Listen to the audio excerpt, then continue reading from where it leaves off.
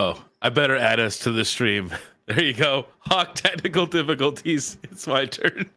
What's going on, everybody? Welcome to Terrahash Tuesday. What's We up, have my Max? we have my co-host Hawk over here, man, and like his streaming room is looking better and better every time I see it. And I thought I'd throw like some lights up. I still have some work to do, so I gotta put up these panels.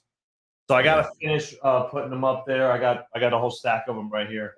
you're going for the Miami Vice like colors there. Yeah, I see. well, that's it. That's the Terra colors, baby. Oh, right here.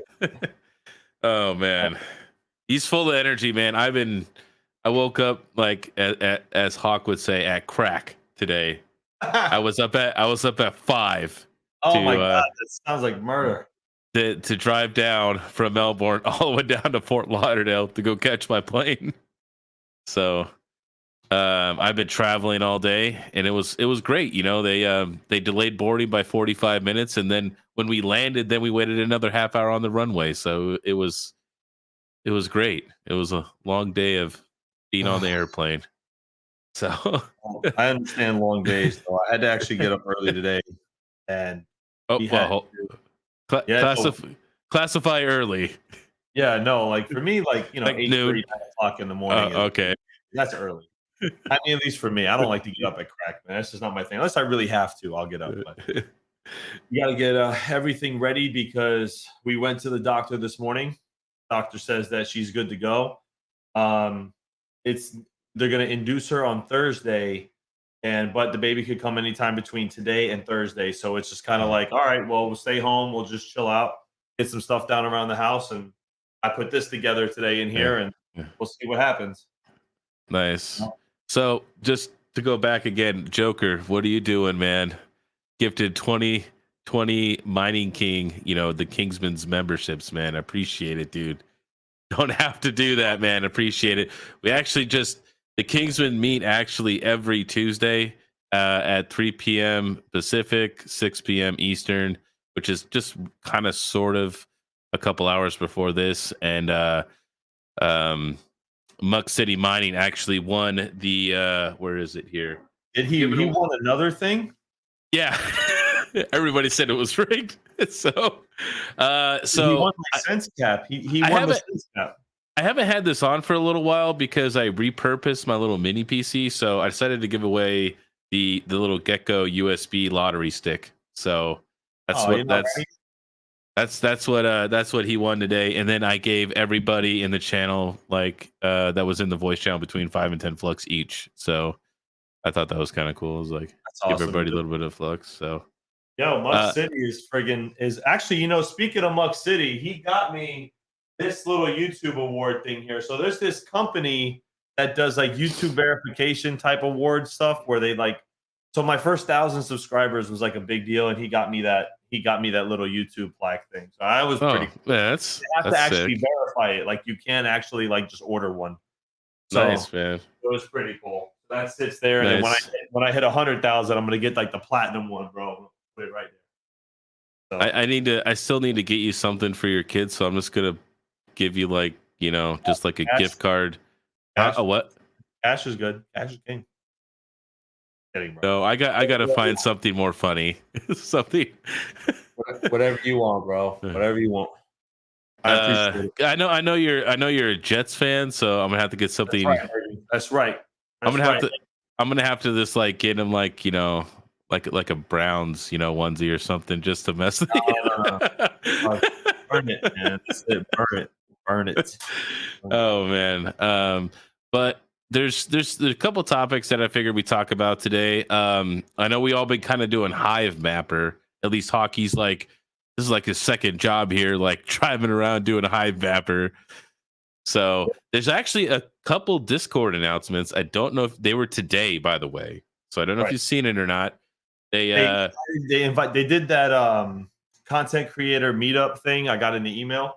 Yeah, so it's gonna be this Thursday at 12 p.m. Pacific time, and it looks like the topic is they want to the question at least the question they posted in Discord is, what temperature range are the Hivemapper Dashcam and Hivemapper Dashcam S expected to work in?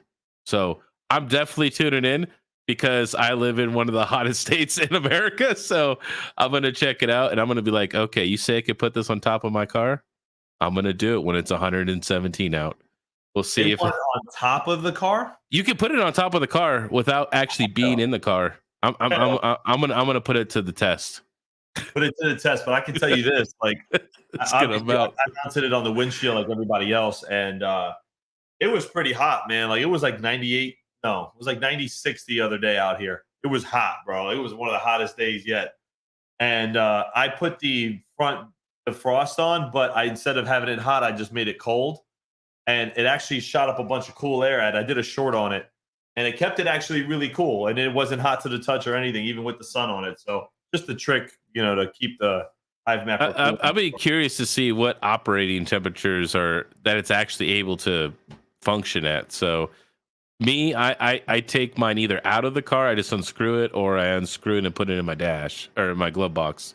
So that way it's not just melting away. They also have shipping updates for the new Hivemapper Dashcam S.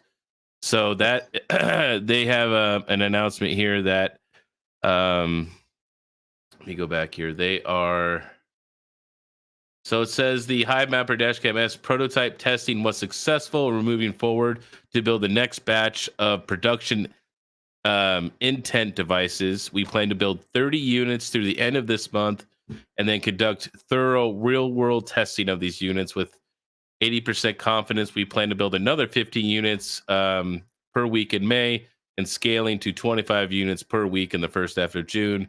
And then after that, they plan to do full production of the new Dashcam S model. So That's some news there in Hivemapper there.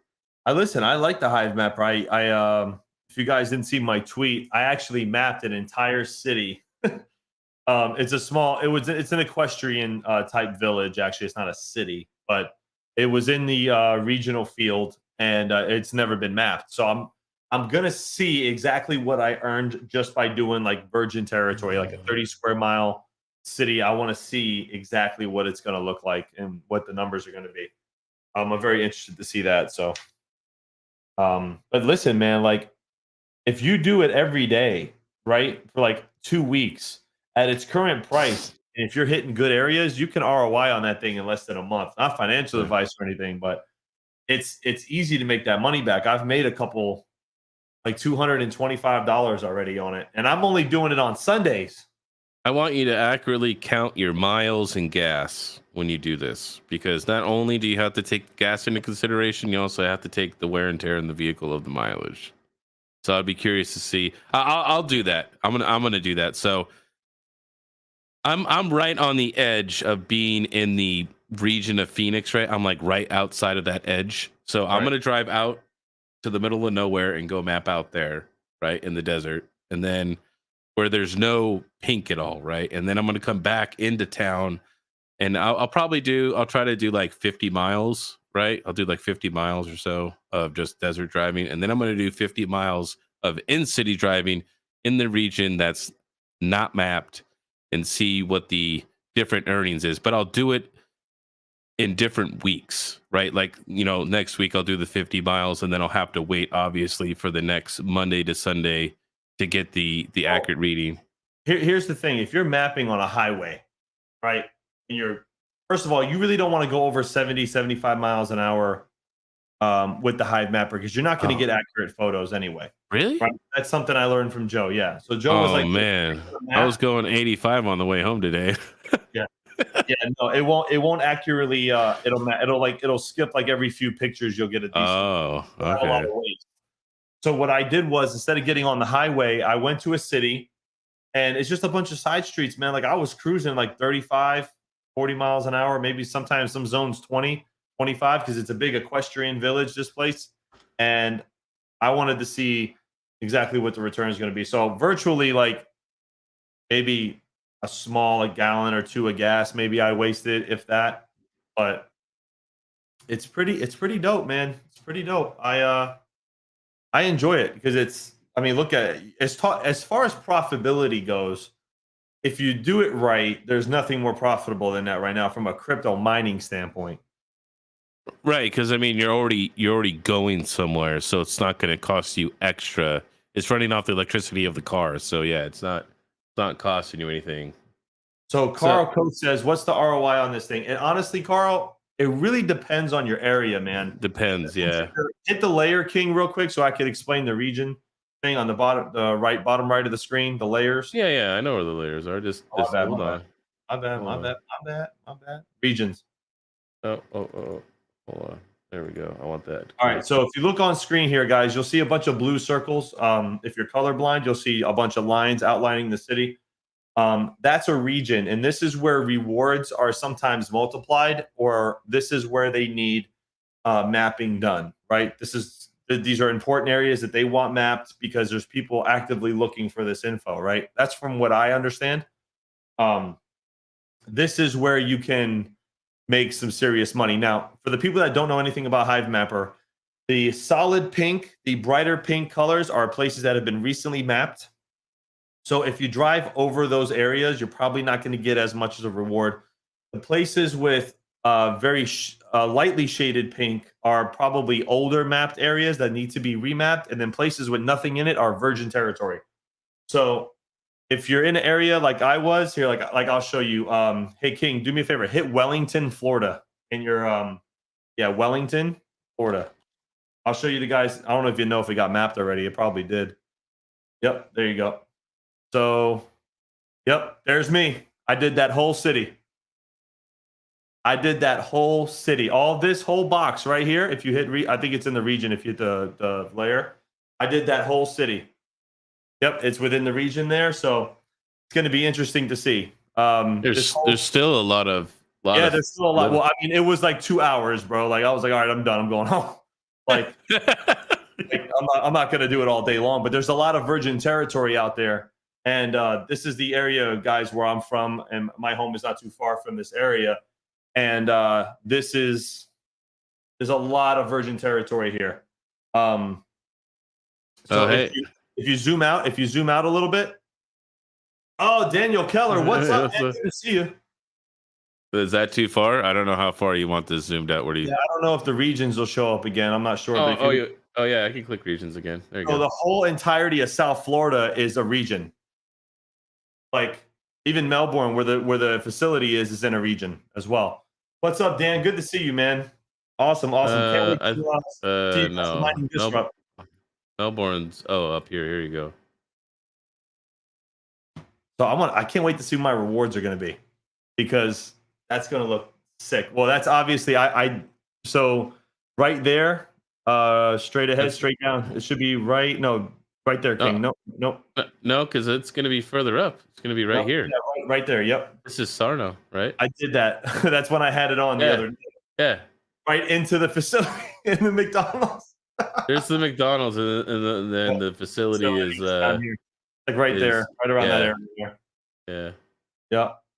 So, yeah, I mean, it can be profitable if you got a good area. So check your area, go to the Explorer, go to hivemapper.com, go on the Explorer and see if your area has been mapped or, is actively mapping. You can see the statistics for a certain area when you type it in.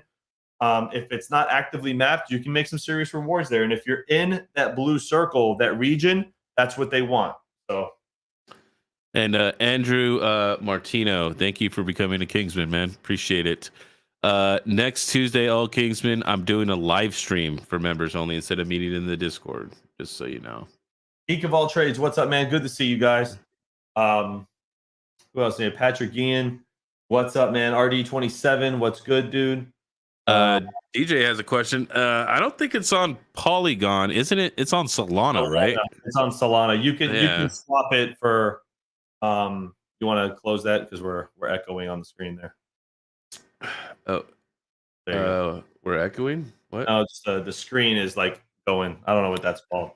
How much do you think you will earn for 2 hours hive mapping? It depends, man. Like I said, it depends. Yeah. It depends on where you guys are. What's what the area is, what the saturation is. It's completely. It all depends, honestly. It's on the Solana network, so I believe on the app you can swap. I haven't done it yet. I'll show you guys full transparency. I'll show you guys how much honey I've earned. Now I've only done it 5 days this month. I've only done it 5 days. I did it 4 Sundays and 1 Monday. And this is how much. Well, uh, the market price is down now. It's about $189, but you can see here that's how much honey I've earned right there. Right, and you've been you've been strategically picking areas that are not mapped yet, right? Not just turning it on and driving and going like down to Starbucks, going down to the grocery store and stuff like that. You're not going to get much for that. You're not going to get much for that because everybody does that, right? They put a Hivemapper in the car and they just drive their normal route every day. Right. That's not what they. That's not what they wanted. That's not what they want done. They want areas within this region that have not been mapped yet. And no, Mr. Send It RC, no baby yet. We're like, if you see me run out of this room or I will leave the stream, that's because we're going to the hospital. So it's just a matter of waiting right now. But I appreciate it, man. Thank you. Veteran Miner says, "You're my honey." Love you too, Dave. Listen, guys, I like the Hivemapper. I think it's a great concept. Mr. Network Bits, I trust his opinion when it comes to these projects. He has dove in really deep with the Hivemapper people. And to be honest with you, it's a great device. I've even dropped it a few times in the car. It's durable, it's well made. So we're gonna see what happens. I mean, I went over the tokenomics with Joe the other night because I did have a concern about the burn rate and how many wallets hold those tokens, but he explained it to me, and I'm completely confident that if I hodl it for the next bull run, it'll be worth a lot. So, not financial advice. That's just what I'm doing, guys. You can do what you want to do. Look, Mamba Miney says that he drives a truck for a living, so this would be great for him. Like, yeah, man, I know that the rewards would be smaller, right? Because he's probably doing stuff that other people doing, but just the amount of actual just driving everywhere, I think it would just compound a lot. You'd be surprised. Maybe your area.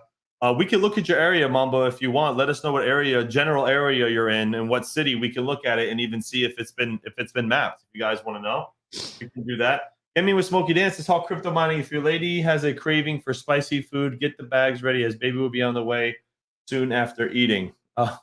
Dude, any minute now. We went to the doctor. Yeah. He's like, don't go far. The other day we went to the facility, bro, and we were like, remember we came there? We're having like anxiety. We're like, oh my God, like with our luck, this kid will come 2 hours when we're 2 hours from home. Yeah, he's like, yeah, don't worry, man. I'll help you guys. And then like we went to the store to go get something to drink real quick, and he's gone already. Yeah. I gotta dip out, bro. I'm like so nervous. I'm like, I gotta leave.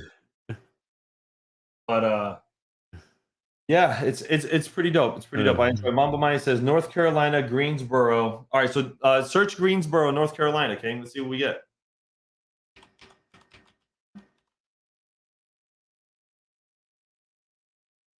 Let's see what's been mapped. Okay, so a lot of old stuff, really. A lot of old stuff. So there's. Look at all this right here. Go to the left, King. Contributors, I think it is. You can see the. Oh my gosh, you can see the stats for that area. I think it's in it's in a region. So go to regions on the left. I think there's a way to do it on the left. Oh, left contributors. Yep. Regions. No, regions. Okay, hold on. Yep. Right below it. Okay, it's like on my other monitor. My lights I'm like looking at my right light now. Now you can look there and you can get the stats for that area. I forgot how to do it. There's a way to do it. You get the stats for the area. You want me to scroll through all this? You want me to scroll through all this? No. I'm just saying. I thought it might be there. I have to play with it. There is a way to look at your region though and what's active. But just by looking at this map, Mamba, it looks like you have some mapping going on some main arteries, but you got a lot of virgin territory here. A lot. Maybe on a Sunday you got nothing going on. You want a hive map and go check it. Look at all that right there. I mean, yeah, that's all virgin territory. That's a lot there, a lot over here. Mr. Network Bits is in the chat. Joe, if you want to join in, man, why don't you come in? We got explain some how the tokenomics and everything works. I'm sure a lot of people are interested to know how the Hivemapper works. Do we have a link? We have a link, right? No, we don't have a link. No, they don't make those anymore. I can put it in Discord. I got you. I'm kidding. I got it. I got it. Okay, cool. But Yeah, man, it's going to be great. So this is an area that is not, it's mapped. Don't get me wrong, but you look like you got a lot of dark pink and not a lot of areas. And looks like it's just your main arteries here that a majority have been mapped. Somebody mapped Yeah. the airport. Am I seeing that correctly? Did you see that right there, right outside the blue line to the left up here? Up a little. Yeah. Map an airport? How the hell do you do that? Put it It's in a probably plane? it's probably no, it's probably an employee. Yeah, probably driving one of those cars in Yeah. the airport. Like, Yeah. oh, I got some cool shit to show you. Like, It's like I'm gonna get somewhere that nobody can get. for real. Like, yeah, nobody get this stuff. Man, that's I don't even think they would want that, man. That's crazy. But yeah, it looks like all of Greensboro, man. You probably hit some good some rewards on here. You never know. Yeah. Yeah, he said Well, Geek of all trades said slapping on a 737. He says they have a FedEx hub there. Oh, okay, so it's probably some of the FedEx guys putting it on their truck yeah. and earning. Yeah, some exactly. tokens. There you go. Yep. Hobbyist miner, what's up, man? Good to see you. If Joe, you want to call in, let's dive into a little bit. You know, there's some people here that want to know if you guys have any questions for us or want to know a little bit more about Hivemapper. Joe can come in, explain it for about 10, 15 minutes, and then we can move on. He's the Hivemapper expert. He knows a lot about it. I was on the phone with him for like 40 minutes the other night trying to explain the tokenomics and how it works and who they're selling to and all this other stuff. It's pretty good. They're really big on privacy, I found out. So they do blur out license plates and faces. They are adamant about that. So and then also, King, what's pretty cool is are you signed into your Hivemapper account there or no? No, I haven't used it on the web browser yet. So here's a cool thing. I'll sign on real quick and I'll show my screen. This is something I kind of like. You can also earn tokens doing this. Am I still signed in? Yes, I am. So I am going to share my screen. Stand by one. Share screen. Yeah, like DJ said, his immediate area. So you might have to. It's gonna be major cities. Right. So if you're like 45 minutes away from a major city, now that doesn't mean that it's not gonna give you tokens. It's just like you're not getting in like the supercharged tokens. All right, so I'm sharing my screen. I'm not sure if you get there. We go. Okay, sorry. All right, so let me scroll out here. Now, one thing you guys can do, which is pretty cool, definitely check your area first, right? Make sure you're, wherever you guys live. If you're within or even close to these blue circles here, definitely look into it, especially. But you can see that there's a lot of main arteries, which like look at this whole city right here. Look at this. Just for an example, I don't know where this is. Crockett. This is somewhere, but this is a whole city that is not mapped. Like, so, and granted, now that's not in a region area, but you're still going to earn something, right? Like, look at Alexandria.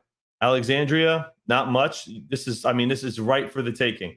So what you guys can do is this. Now, you do have a fleet option, which is pretty cool. But if you go to Map AI Trainers, now you can actually earn Honey token by doing this. Now, I did get a second wallet. It's right up here.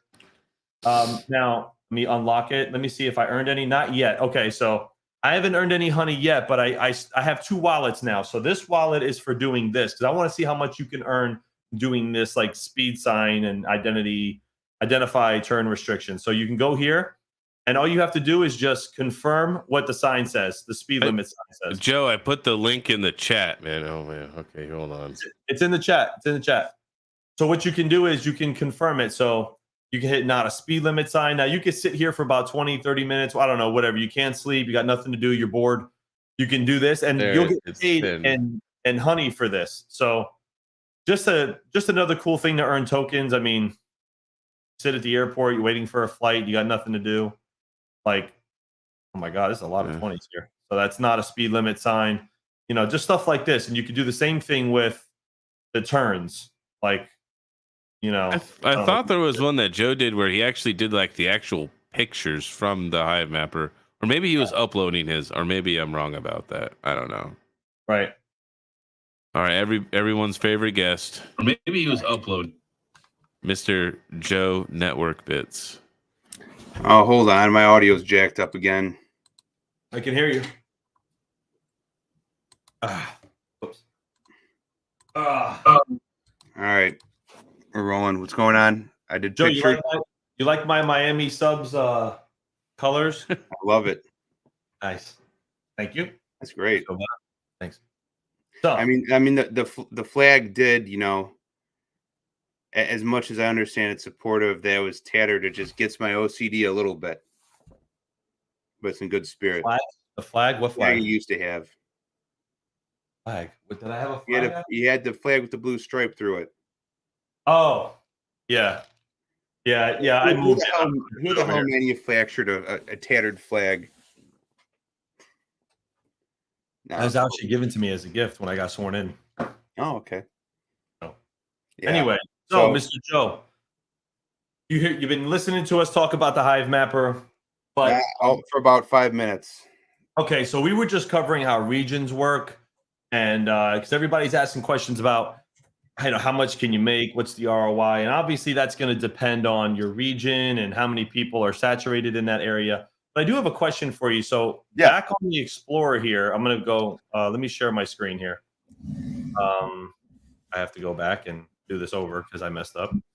So when I go to the Explorer here, Joe, how do I see exactly like what the region has already? Like, there's a way to pull info on the region that's on the left side here. Oh, so like what the region weighted metric is? Yeah. So go to on the left-hand side where it says regions. Okay. Oh, there it is. You have to go back. Well, I mean, that's part of it. I mean, progress does play into it somewhat, but it's not. It's a very complicated score. Their emission system is. All right, so you want to go back here? Go back. Regions. Go to regions, and then that will give you the regions. And at the top, you can sort it there. So you can sort it alphabetically. You can sort it. What you really want to look at is weight. So can you sort it by weight from the top? Yeah, sure. So it looks like New York has got 2.6%. Yeah, if you're in New York, you're doing tremendous. Also, weight means how much you're earning. Oh wow, look at Miami here. Wow. Necessarily mean how much you're earning. It's basically the people in that region will earn a little bit more, or sometimes a lot more. Like if you're in New York, because that data in those major metropolitan areas is more valuable to their customer base. It's more valuable to their targeted base. Okay. So there are certain regions in the world. If you were to look at Map Improvement Proposal 2, where France is one of them, Netherlands is one of them. I know Phoenix, Arizona is going to be one of them soon too, where they're actually, rather than getting weights, it's going to be like multiple rewards. So quite a bit more, like, I'm not sure if it's double or triple, if I recall correctly. Oh, all right. But I like that.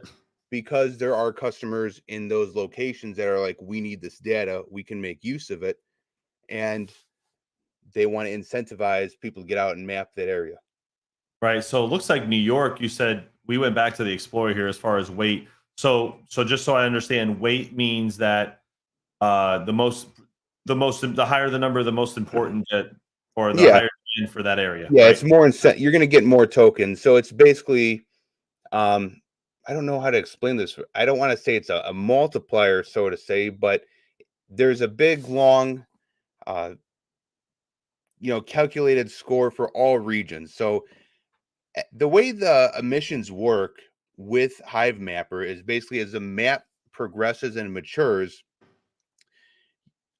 there's more devices, more people are mapping, there's more tokens emitted during that time. So for the first 2 years, as more dash cams come online and more people are mapping and the map grows, there's going to be an output of more tokens. And then they have what is kind of a halving.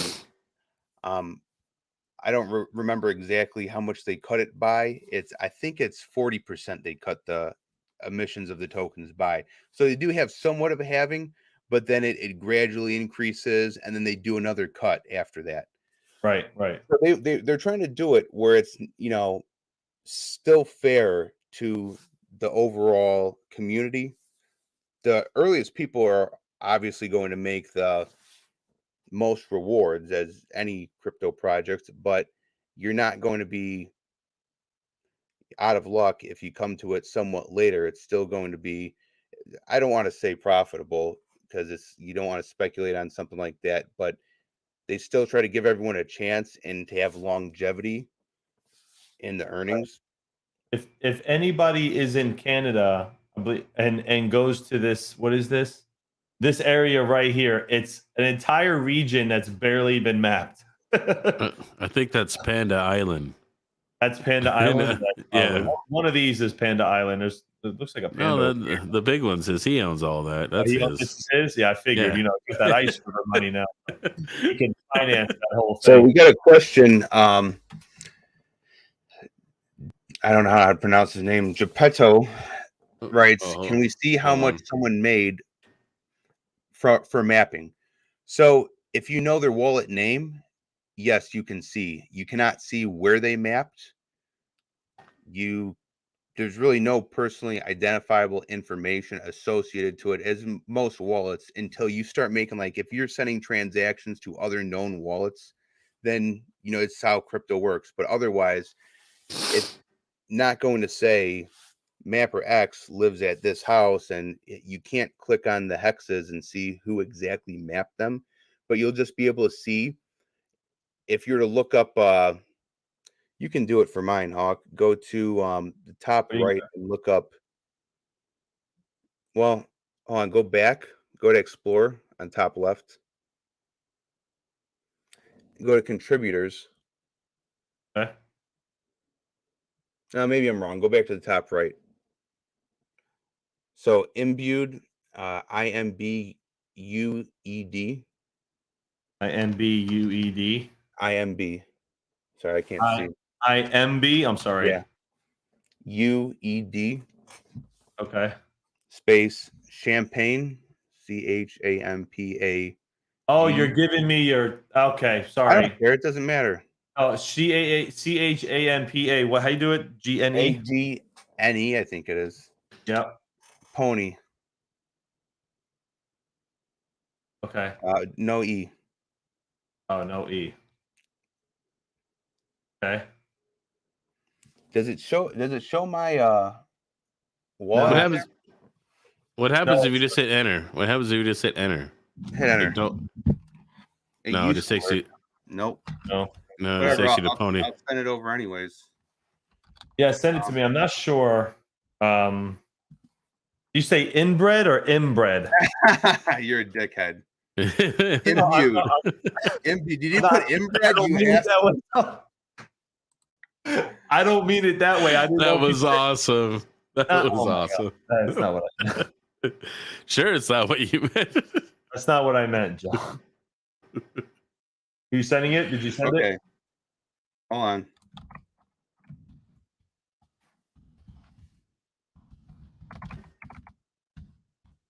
Oh God, thanks, Detroit Irish, because he typed inbred, and I thought maybe that's what he was trying to say because his mic's a little scratchy, and I'm like, oh, maybe that's what he meant. I'm like, I don't know names of these wallets. What do I know? Okay, there actually are a lot of inbreds around where I live. that's nice. All right, you want me to pull up this video? No. Oh, you can. I don't care. I'm getting a lot of comments about her in the oh my God, chat. We're seeing. Yeah, that's awesome. Why are there bright pink circles around Miss Teen Crypto's apartment? Oh my God. All right, so you can't see what anybody else's map though, right? Even if you go to contributors, I mean. Well, you can't see what they've mapped, but you can see. So those look like they're new wallets, and you can always make a new wallet. So you can just your dash cam is not attached to a wallet forever. So if like you have a wife or a girlfriend, boyfriend for some of you in the chat that you want to share, but you don't want to share your earnings, you can each create separate wallets and then attach it when you go out to drive. Man, so if you were to search my wallet, but I can't do that. Well, I sent you the link of mine in the Discord. Oh, it's a YouTube video. No, is it? Sorry. I was like, wait, What did I was like, send? send me a YouTube video. Crank miner setup. Oh, no, that's not it. Yeah, for whatever reason, this is not my computer's freezing up. 73 people in here, only 48 likes, guys. Hit the like button. Come on, let's go. What the hell? Tighten up. Oh, there we go. I thought you were talking about a different video, the one Chump Change made. No. How ignorant, man. Be careful if so this that is link's it right coming here. from Joe. Be careful if that link's coming from Joe when you click on it. I got it. All right, so this is how much you've earned, Joe, and this is how many kilometers you've mapped. Yes. Nice. So looks like he's earned just shy of 26,000 tokens. Wow. And he's just about 5,100 kilometers mapped. That's insane, man. I gotta look up mine, bro. Where's mine? I don't really drive that much. I might drive into work like 2 days a week. It's Right. it's an hour and 10-minute drive. So yeah. Oh, But it makes a good amount. And I'm in a good area for it. So I enjoy it. The app is certainly coming along. They've been developing a lot. I'll say this. I might get in a little bit of trouble for saying this, but as I've said before to Chump, if you're going to order one, order the regular version because you're not going to get more tokens for ordering the S version. And well, that's if you need a dash cam too. Doesn't it double as a regular dash cam? yeah, so it doesn't take actual video, it takes images. And well, the S will take, I believe it's 30 images per second, and the regular takes 10. Right. So this is the S right here. Mm-hmm. So, but if you're getting more images, wouldn't that give you more chances to have, I guess, better clarity? You know what I mean? To have more of your pictures accepted. Yeah, that's a good point. I'm just going off of what they've told us. So I would imagine that, you know, even when you're uploading 10 images per second, you're not really taking all those because you don't need them all, right? Right. So it's kind of hard to see how you would need, you know, maybe you can pick from the best of the 30, and they have basically what the map Q&A is. And I think Hawk, you might have shown where you're able to do the AI trainer, your Yep, I did do that. spotting signs. So Mhm. that is what's ultimately going to be the model for determining what is good imagery. Right, 100%. So Joe, were you able to check pictures as well? I haven't tried that. I've been too lazy. Where do you try it at? Because So what you have to do by the manuals, you have to create a directory on a USB-C compatible like thumb drive. no, not. I'm sorry. I apologize. Not your pictures that you took, but all the pictures that have been uploaded to see if the quality is good or not. Do they have that same map AI trainer for just regular pictures, or is it just? I don't know if it's on the website anymore. It definitely was before. And if you took a look at the stream I did on Panda's channel, I clicked through it quite a bit. So you could actually see like some of the issues people were having, you know, people putting their feet on the dashboard and yeah, you know, the whole hood of the car taking up half the shot, that kind of stuff. So it gives you a good idea as to, you know, what mistakes not to make. Now, of course, they have the live preview in the actual app. So it looks like here you can. It says pricing map. Oh, this is for how much they so this charge is or for whatever. people and businesses who want to pull that data through the API. Oh, no That's shit. basically how they burn their tokens. With every crypto project that they really want to promote,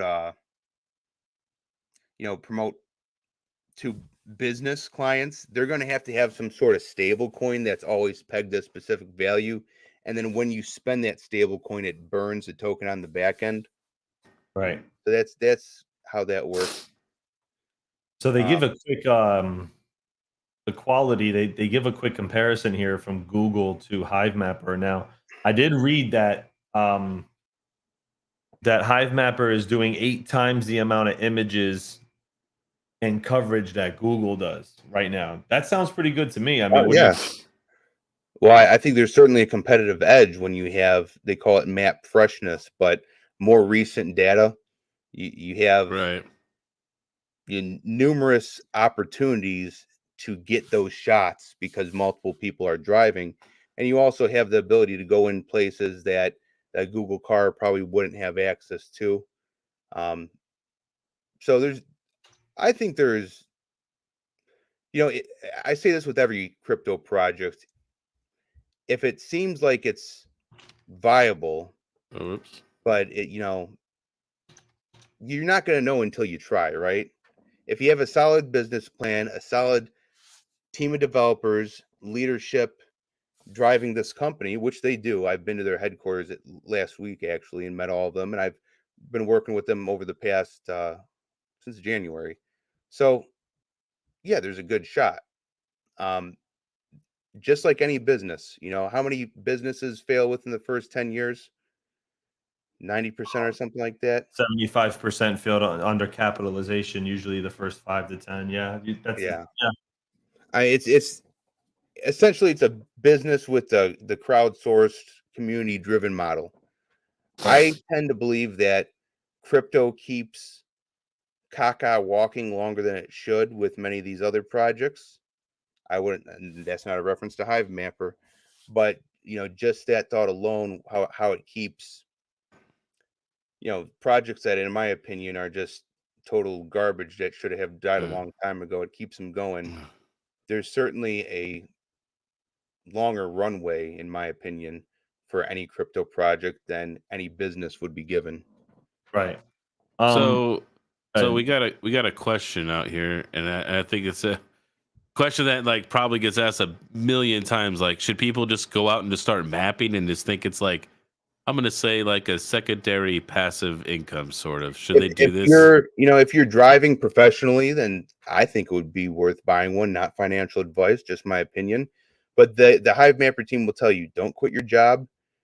Don't map just to map, because for the vast majority of people, it's not going to be worth it. It's going to certainly offset your costs, gas, wear and tear, if you want to include insurance. But it's kind of passively, semi-passively making income for you. I mean, And yeah, you buy one, you put one on, put it in the car, you go do your normal day-to-day stuff, yeah, and but you with any crypto project, unless you're going to scale massively, you don't want to make that your day job. They will say, hey, maybe find numerous routes to work or to wherever you're going for that day, because the way it works is that now I know Hawk, you say virgin territory, and although there's truth to there's places that haven't been mapped. You can't conflate that with how rewards work, because you don't actually get paid more for a location that hasn't been mapped at all. You get right. paid full rewards if that location hasn't been mapped within the past 7 days.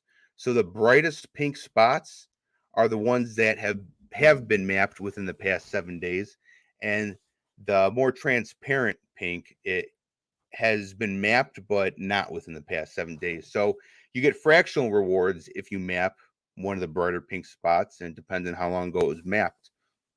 So Joe, real quick, Geek of All Trades, been a member for 6 months to the Kingsman, man. Appreciate it. Paul Crypto, where can I get the sweet Terra swag? I am gonna get ready to sell these shirts, guys, on Crypty soon. I have to talk to Hagen, and we're gonna organize it. I'm gonna see if I can get it together. I have to speak to him. I'll let you guys know. So Is Joe, it? so what? I was gonna say, isn't that the ones that Rondi sent us? Yep, I spoke to Yeah. Ronnie. He told me where he got them made. I'm gonna see if Crypty can replicate. If not, then I'm gonna order the ones from where he got them.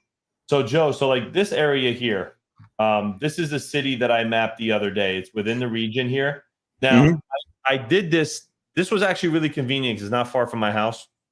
So I mapped an entire city almost. Well, there's a lot of territory here that I didn't hit, but this was like, dude, this was like 2 hours of driving, and maybe like an hour and a half, 2 hours. So I want to see 30 square miles. I think I did a total of not 30 square miles, I'm sorry, 20. I think I did like 24, 25 miles through this whole city. So Yeah. I'm gonna post this, and then I'm gonna post how much I made just from this day. and I want to see. I'm going to post it on my Twitter, and I can give you guys a reference of what it's like to hit a city or what I call virgin territory. Because, like you said, Joe, it doesn't matter if it's been mapped or not. But if it's more than 7 days old, then the rewards could be the same. So right. So Yeah. just go there. And you know, just to reiterate, Hawk and myself and King, we're all in some of the best locations because of the weighted score. That's something that you do want to check and kind of consider.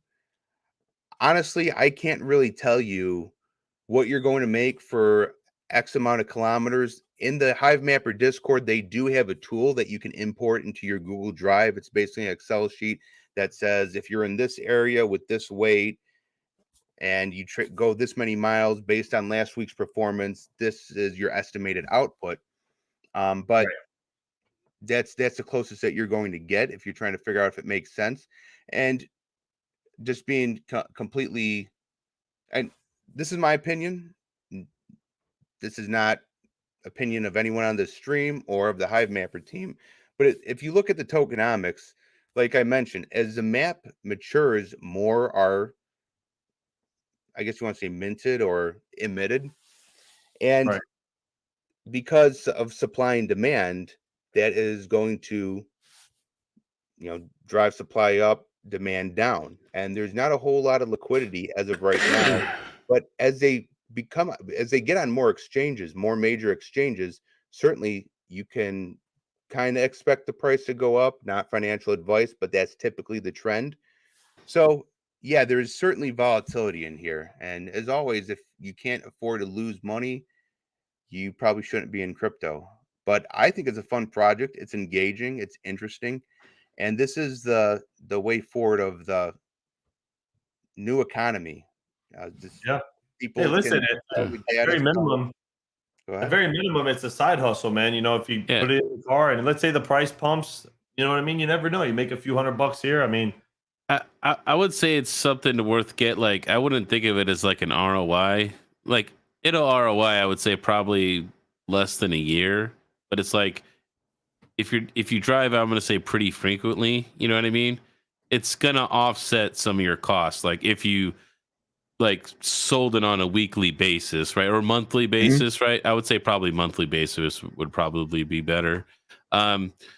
Because it would offset your gas, your insurance, you know what I mean? Stuff like that. And it's like you don't really have to do any extra work, and the power is being drawn from the vehicle. So it's just like, I guess why not do it? I mean, say the first month you made $100, you know what I mean? What, it's going to take you 6 months to pay it back, and then what, the rest of the year you're going to make $600. You're going to, you know, I don't know, everybody's insurance prices are different. Let's just say it paid for your insurance for the year. You know what I mean?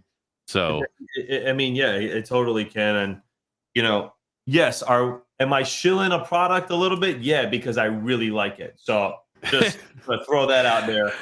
I know that's going to come soon. I went on 2 announcements, and we've done a whole stream on Hivemapper now. It's crazy. Hey, but listen, the more I learn about it, the more I like it. Joe, one more thing about it, because I asked you this the other night.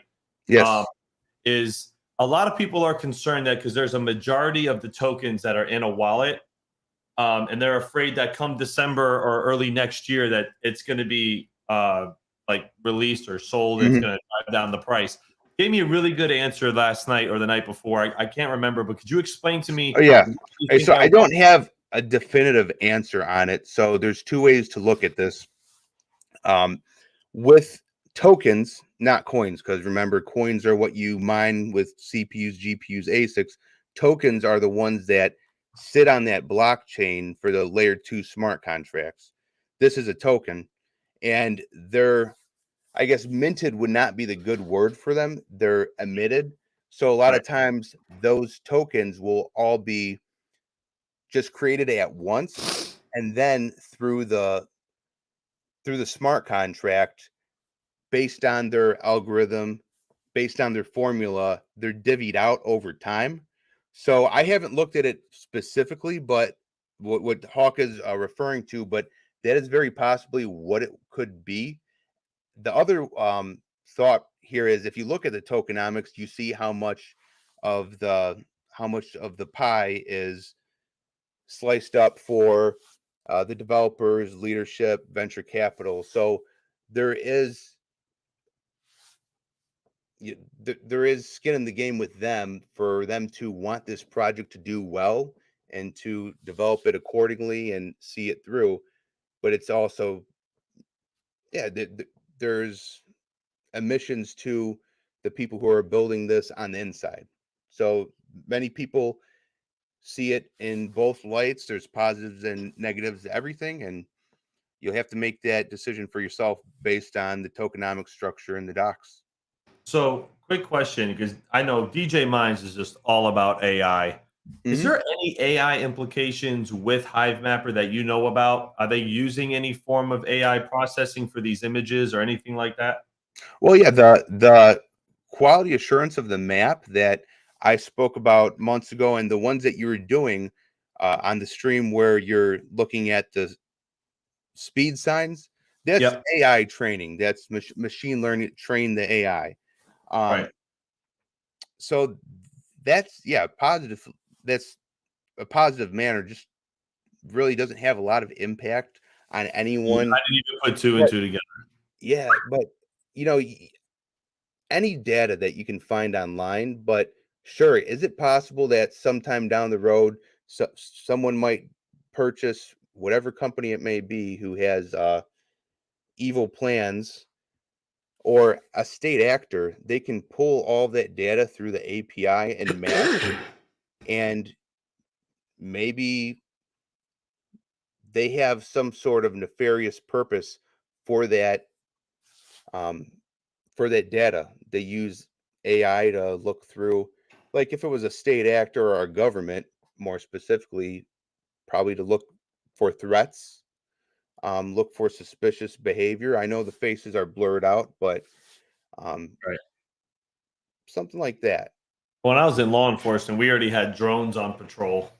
So this new city that I'm hopefully to get hired with, it's got a drone patrol team, and instead of sending a car during down certain areas, they just put a drone 100 feet in the air and fly it right over.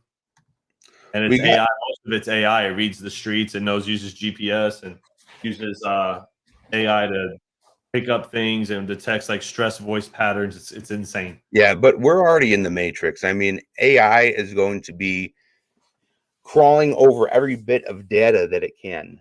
And Right. that's just that's life. I don't know what the answer to that is. However, everything that you do is recorded. You walk down the street and your neighbor's doorbell, your neighbor's ring doorbell is recording you. You drive through an intersection, you're being recorded. You walk through Walmart, you're being recorded. So I understand that people look at it and say it's creepy, but in the context of everything, it's just another camera, and they're blurring out license plates, they're blurring out faces. Right. And there are data privacy laws that they have to abide by in your, you know, whether it be state, country, continent. So, so while we're on the topic of AI, King, I just sent you an article. If you want me to post it, You go ahead. You go ahead. Post it. want me to post it real quick because I know King's not really an AI guy, but I wanted to mention this, King. I want to mention this because this is interesting. Um, hold on, let me turn on my screen again. I'm really slow with this. My bad. My bad. All right, there we go. All right. So it says AI Godfather Geoffrey Hinton warns of dangers as he quits Google. So apparently, this is one of the guys that um, was responsible for today's AI and where it's going. I read through this briefly, but he says some of the dangers of AI chatbots were scary. He literally left the project. Let me, guys in the chat, let me know if you've seen this.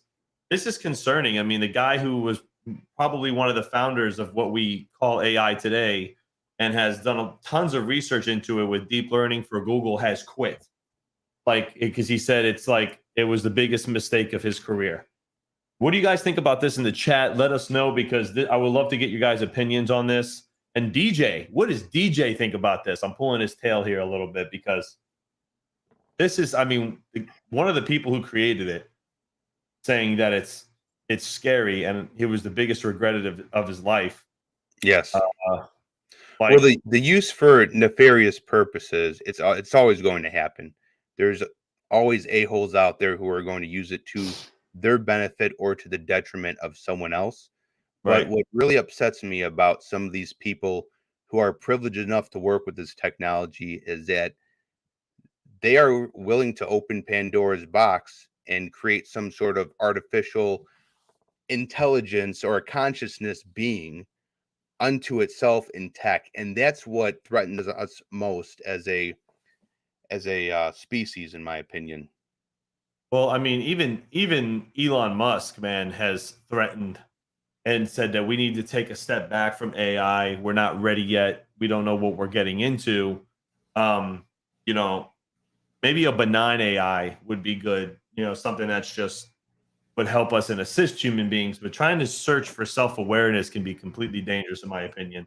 That's the last thing we need because any computer with a brain would know that human beings do more harm to their existence than they do to prolong it. Hello, this is I have to basically the agree. basis of every movie with AI, and they don't get these movies from anywhere. So, I mean, Terminator, iRobot, Transcendence. What other movies where they tried to trap human beings from extinction? I mean, we knew this was coming. One movie though I haven't seen was Ex Machina. Though I heard that was good about AI. I have to look at that. Yeti actually told me to watch that. I haven't watched it yet, but anyways, King, what do you think about all this, man? It's stupid.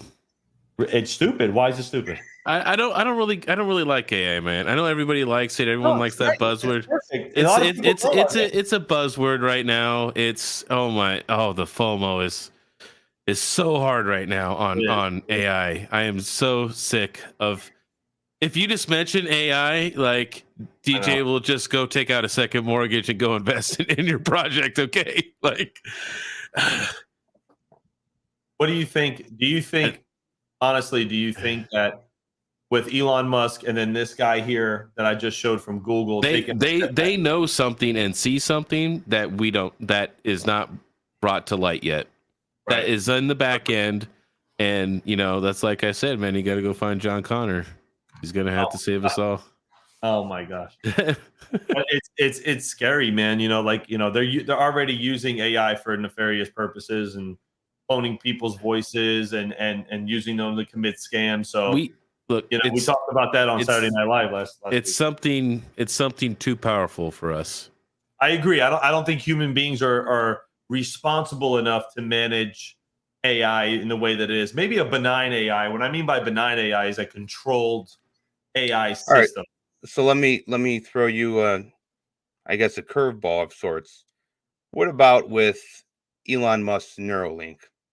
So you have AI, but you also have this interface to the brain that supposedly gives you superhuman ability to think, which I think some of the human species need, even though I believe it's the ultimate sin is transhumanism. Hold on. I'm gonna answer this by putting my cross out on my shirt. You're asking me, a man of religion for the most part of my life. I think it's not the way to go. Now, that's just my opinion. Well, that's what I And said, everybody's, man. But huh? that's what I said. But in the Right. context of things, I mean, do we have a fighting chance if enough people are willing to get hooked up? I don't know, man. I don't. I think putting chips in people's heads to make them better is just completely removes natural selection of why we are where we are as a species now. That we're. I'm not Well, trying to. maybe look at it like this. Most of these morons can't handle the phone in front of their face that they look at 24 hours a day. So maybe this Neuralink will finally do away with the people who are stupid enough to do it. So real quick, we got a $5 super chat from DJ Mine saying, "Serious question to the panel: do you think in 5 years there will be more or less AI?" King, what do you think? Next 5 years. Next 5 years, I think there'll be a spike in 2 to 3 years, and then I think the government's gonna come in hard on it. And it's I think you so too. think you think the crypto regulation stuff right now is bad. Wait till they get a hold of AI. Oh, It will forget it. be It'll be super heavily regulated. Dude, they won't even crack a whip at. They won't even crack a look at Bitcoin anymore. They won't even care because the AI will make more money than just like trading and doing all that crazy stuff with the markets and manipulation than crypto will ever make. And that's probably the truth, honestly. What do you think, Joe? Next 5 years, more or less? That's a fair point that King made. I think there is one, like, I wanted to mention this before I get kind of off topic from your question, but something I heard interesting from a talk show host today is that the China's Communist Party is actually very scared of our AI capabilities. That's the one thing they feel threatened more than anything about. So, Well, not sure how you feel at least about it they're scared politically. about that because they ain't scared of anything else. Oh, the drones, the fighter jets are now self-driving. It's all AI, and Yeah. you can't match it. No, I know. So it's not a So- secret that whatever the government probably has is like 15, 20 years ahead of what we have, and it trickles down.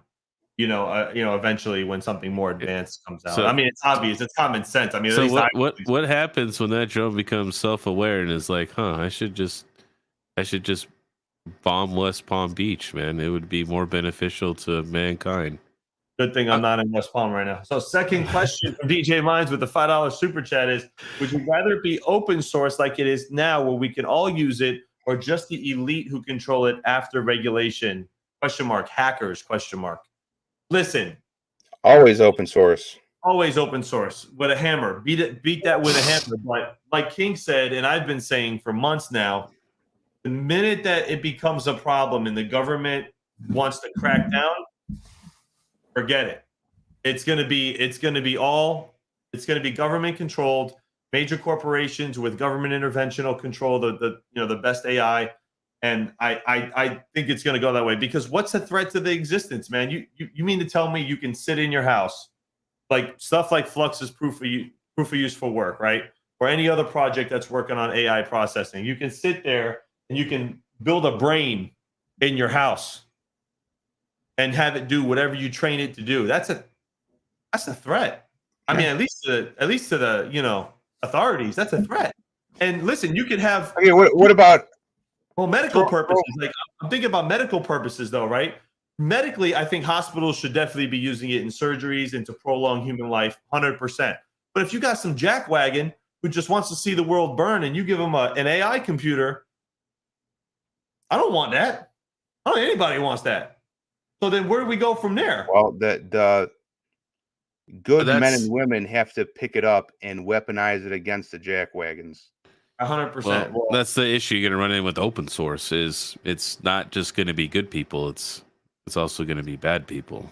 Yes, then fair enough. But it's kind of like the open source argument is kind of like, the concealed carry argument. Bad guys are not going to stop using it just because you outlaw it. Right. No, 100%. DJ Mines with the final $10 super chat. DJ, you're awesome, man. His final statement: that is why I'm excited for AI crypto. Somewhat decentralized, they can't control Flux, or Dynex, maybe, etc. The Geek of All Trades says Hall Crypto Mining, the 3 laws of robotics. Listen, that's from my robot. iRobot, yeah, definitely from an iRobot reference. Pretty good. Here's my thing. I think having AI robots, or having robots in general, are good because, there's a lot of jobs and a lot of things in the world that are dangerous and it can be harmful to humans. And I think those robots should do those jobs. But we don't, and I've had this discussion with DJ for hours, guys, and I love DJ to death. We don't see eye to eye on this too much. But I think having robots and metaverse and all this other stuff, you take the essence away from what it is to be human. You know what I mean? Like, you go out there, you learn. Humans are what's called kinesthetic learners. We learn by motion. We learn by how to do things. Not a lot of people can read a book and take a car apart. Most people, if you show them how to do it, they can follow you and do it. That's what a kinesthetic learner is. I think we need to slow down on the AI. I think I'm all about improving technology and stuff, and maybe only make it available to certain sectors. Like I said, medically, it should be already there. Honestly, if AI was big in the medical field now, we could be curing diseases and curing issues with minimal danger to a lot of patients. But well, they don't use AI, but they use augmented reality to train medical staff, like with the Microsoft HoloLens, which is like augmented reality. So well, it's funny you say that because I went to an optometrist and he put this thing over my eyes like this, right? And he's been doing optometry for 30 years. He had a like a pair of goggles that he put on, and I'm sitting there, I'm in the chair, and he's like this in the room, turning my eye. yeah, It was weird, like, and he's looking inside my, like, behind my eye by my retina, and I'm just like, what the hell? He goes, yeah, you want to see? I'm like, yeah, go ahead. So he took a picture of it, took the thing off, I put it on. I'm like, he was standing inside like the eye. It was pretty cool, honestly. It was pretty cool. But that's like stuff like that I think is important. Military should how much deeper down the rabbit hole would you like to go? Because I'll continue. What do you think? I'll leave it to King. I won't say anything too volatile. I'll just pose a question. We're at just the weirdest time in history, and there's so many things that are of human creation that are interesting and valuable and productive in so many ways. But so we have what I believe is like the decentralized revolution. We have all these different ways to earn, and now a new open financial system to utilize, while before our eyes, as we sit here, the institutions are crumbling. We're on the brink of quantum computing. It's in the works. If not already. We might be heading into World War III. We don't know yet. AI it's here. It's being utilized, and it's rapidly progressing exponentially every year. I just hope there's some sort of convergence between all of this that ends in a better outcome for humanity. 100%. Maybe we need aliens to land right now and tell us to knock it off. Perhaps that's the answer. Let's not throw the tinfoil hat stuff on, man. right now, because honestly, I already think that's happening. Veteran Miner, yes. there should always be some kind of regulation, but don't interfere with my rights. You guys are awesome. I agree 100%. Listen, I go back to one simple analogy when it comes to regulation and law. Okay. And have you ever been in a major four-way intersection when the lights go out? Anybody? I know all of you have. Yes. Right? It is chaos. It's chaos. I just go. Those other people are stupid. They just sit there. I just go. That's not what you're supposed to do. You've never been in the Marines barracks when the power goes out. You want to see anarchy. Oh my God. They're animals. Been a member for 7 months, says the tinfoil hat night was the best night of my life. Yeah, that was a good live stream. Me, DJ, and Chump Change put tinfoil hats on and did this whole stream about how Vitalik Buterin was an alien. It's pretty funny. I gotta find that. Oh God, that was like 8 months ago. Oh jeez. Whatever happened to the one patriotic guy who was coming in here saying Red Panda is a communist because he's red? Patriotic guy. He had like American. That was probably Yankee. He messes around with Panda a lot. Yankees. Oh, I thought that was so funny. Yeah, Yankees funny. Even Panda will tell you that where he is in Canada, okay, and that's Canada for anybody who didn't get it. He'll tell you that the rules out there are just getting crazy. So, but anyway, what do you got, King? What other hot topics have there been? What hot topics has there been? I mean, the only other thing I was going to mention is, did anybody watch Soat's video today? No, I didn't. What was it about? It was about Fishy.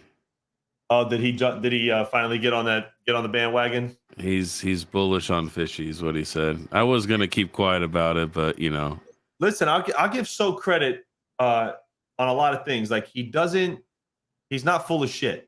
You know what I mean? If he puts out a video, it's something that he did the research on. He likes it, and he says, "Hey, man, like this is a higher probability of not being bullshit." I give him credit on that because he's he doesn't fall into the bullshit. Oh, here's $5,000, $6,000. Promote this for me. He goes in. Okay, and says, hold on. DJ DJ says he wants to know what I'm mining. So I'll just share my screen. I agree, Hawk. I Yeah. love what he goes on tangents. Yeah, he gets into it, man. He really does, and I enjoy it. And I've been trying to tell him, yo, you got to do the morning show again, man. It used to be part of my routine. Oh my God, King is 787 gigahash. Just at the facility, and I have like another 100 at home. So I got like 900 gigahash on there. Detroit Irish says, Hawk, people can't handle a effing four-way stop, let alone traffic without a traffic light without power. I know. Yeah. Exactly. By the way, when you're at a four-way intersection and the lights go out, you're supposed to treat it like a four-way stop, just in case you didn't know that. Anyway, yes, Vosk, I did see Voscoin propose to his girlfriend, so congratulations, Voscoin, on that. About time. Yep. Congratulations. They've been together a while, so congrats, Voscoin, if you're seeing this. Yeah, so it's been some interesting things happening with what's going on. Carl Coates says the mining king is fishing. Oh, dude, King is all the way out cast. He's out there, man. He's reeling it in, man. I'm gonna hop off. I didn't mean to take over you guys' stream. Oh man, it's cool, bro. Anytime. You're all right, Joe. Thanks for hanging out, man. I appreciate you having me on, but yeah, I'm gonna get heading out. I got to get on a call with someone else and help them set up some hardware. So nice. All right, Joe. We'll talk. Have a good night. Thank you. Thanks for having me again. All right. Hey, thanks, Joe. Have a good night, man. Take care. King, did you pin the link to the top to the chat? If you want, we can do some viewer call in if you want towards the end of the stream. Yeah, we could do that. I did pin it, by the way. Yeah. You did? Sweet. Yeah, if you guys I did pin call it. in, link is pinned above. Must have a webcam. No BS. If the only person that's not allowed to have a webcam is Red Panda, but she never called him anyway. So what? No, he has to have a webcam too. No. He could just show like a bowl of chicken nuggets or something or whatever. Yeah, then we'll know it's him. No, I'm actually I did KuCoin, so I sent it to KuCoin and then I sent it and then it gave me USDT and then I traded it again inside of KuCoin to Litecoin to send out to my Zolcore. So Yankees won finally, man. Damn, all these injuries. Yankees win 4-2 on Cleveland, guys, in case anybody's wondering. Panda says I did the Panda call and then you came over because it's like gravity brings you to me. So Panda, what's up, man? Chump Change says my daughter just goes Red Panda. So just after she says a bad word. New England Crypto, what's up, man? Give me a call. We got to sort some things out. Guys, if you guys want to jump in for the call, jump in. If you guys have any questions for us, I got to tell you, man, I got the CMP 50 HXs. You want me to show them what you're mining or no? Yeah, go right ahead. Yeah, sure. I'm not impressed. I'll be honest with you. I gotta move it away for a second, just for one quick second. All right. I'm not impressed, honestly. I'm not impressed with the 50 HXs. Oh, by the way, that one that keeps dropping off, it dropped off again. No, I know it did. I can't get it. There's something wrong. I've reseeded it. Add more power to the board. Maybe that'll help it. I'm not sure, but this is what I'm mining, guys. I'm all in on a lithium. I think it's just my personal opinion, not financial advice. Heard some good things. I'm gonna get a small bag and hope that that card, man, it's pissing me off. Rondi actually tuned these for me, and he had it stable for a while with an older version of the NVIDIA driver, but now it's crashed again. You want me to tell you why it's crashing? And it's just from my experience so far. Now, look, I don't know how long this Regal miner's been out, or Regal, or whatever the hell you want to call it. It's a piece of crap. I hate that damn miner. We went back and forth to all the other miners, and they're all having this so hey, Vistang was having the same problems, right? And he was mining lithium, and I moved him over to LOL. He lost a little bit of hash rate, like a couple hundred, mega hash. But guess what? All of his stuff's up, and it's always 100% on the accepted shares. So it's to me, I love stability. like this right here, this card going down would just irritate me. It's the card though. There's something wrong with the card. I think I got a bad card, honestly, because we went through LOL, Regal, BZ. We went through the majority team. I think we Did yeah. you try to increase the core on it at all or decrease the core? Maybe the core can't go that high. I had a bunk 3080, so I don't know. You want to give it a shot? Go right ahead. Give it a shot. no, it's not Thursday. On it. It's not Thursday. It's not Thursday. I have reseeded it, Panda. I'm gonna go try it again. I just didn't get to it because it looks like he has a couple old L3s in there. A couple old L3s. I got a couple L3s that I got from Adam before he was no longer working with us. But these are in good shape. I did trade him some GPUs for them. They're almost brand new looking. And I'm using the veteran miner cables to mine with them, so to power them up. So maybe on top of a reseat, you could change out the PCIe cables. yeah, I'm gonna try that. But here's the problem, though. I don't know the octominers. I know the map is where it's at, right? But it always switches around, and I don't know which GPU it's gonna be. You think Vistang will care if I show his farm? Nah, he ain't gonna care. All right, well, I have to move this away, just I know because clients and stuff. So just hold on, let me get to Vistang's thing here. Mia and Milo Mining says I dual mine with LOL miner controlling the overclocks and Regal miner being the actual miner. No issues for months. Oh, that's interesting. I didn't know you could do that.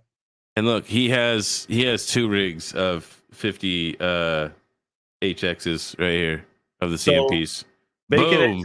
Yeah, he's good to go. Yeah, he's I don't know, man. If you want to try it, go be my guest, King. Try it, but I have to go reseed it. Are you on an older version of Hive too? I don't think so. You'd have to check. I don't know. Bacon Eggs and Hash says could be the breakout board are used in a server PSU. Yeah, it's in an octominer.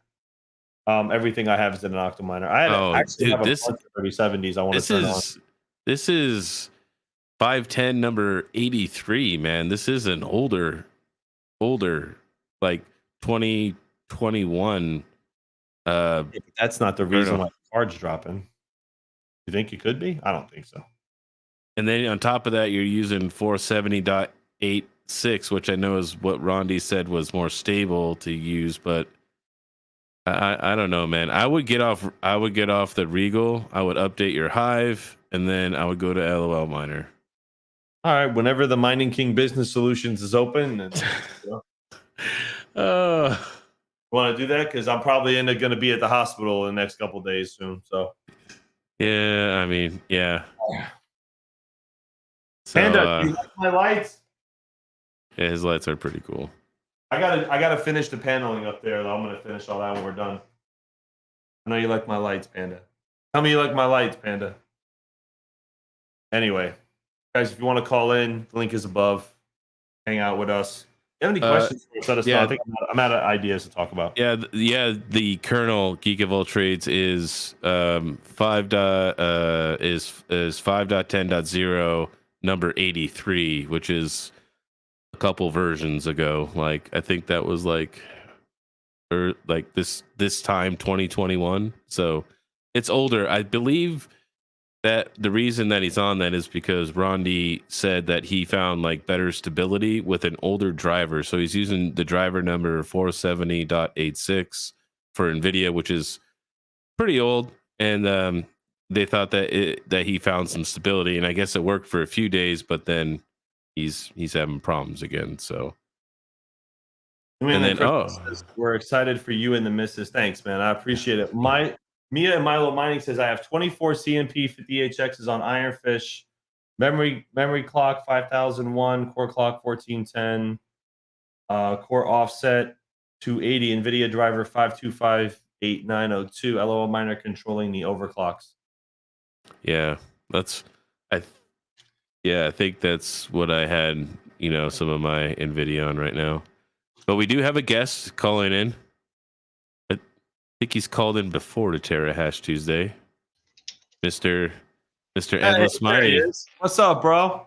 What's Hey, how up, you my doing, man? beautiful people? How's it going, guys? What's going on, man? What's going on, bro? How's it going? It's going awesome. I'm just excited to be here. Thank you so much for bringing me on. I appreciate it. This No guy right here, Endless Mining Man, always working whenever I'm talking to him.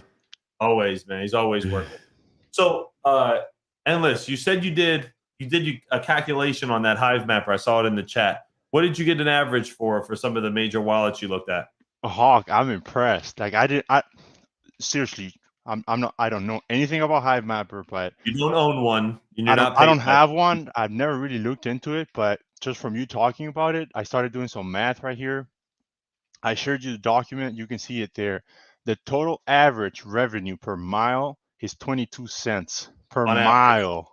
Yeah, that's pretty good. It's pretty good, man. It is actually. I'm impressed. I'm honestly impressed because I can imagine DHL drivers, UPS drivers, just people who drive currently every single day, and that's what they do. Tell me that's not something, huh? Right, I mean, Start racking exactly. up miles. So what's They're the already average driving, so it's just extra money for doing nothing. You know what I mean? Yeah. So the average American drives 13,500 miles a year. Okay. The Highway Safety Administration. So did you times that by 22 cents? I'm doing Yeah. it now. It's about So- $2,970. How That's much? pretty sick. That's almost $3,000. That's pretty Yeah. sick. 29. So 3,000. So if you do the average of 13,000 miles per year, on average, you'll make about 22 cents per mile based on Endless Mining's calculations, not financial advice, but that could be anywhere between, $2,900 and $3,000 a year. Just right now at the current price, having a Hivemapper put in your Yeah. car. That's pretty good, man. That's pretty Definitely, good. that's definitely paying off the insurance for the car, man.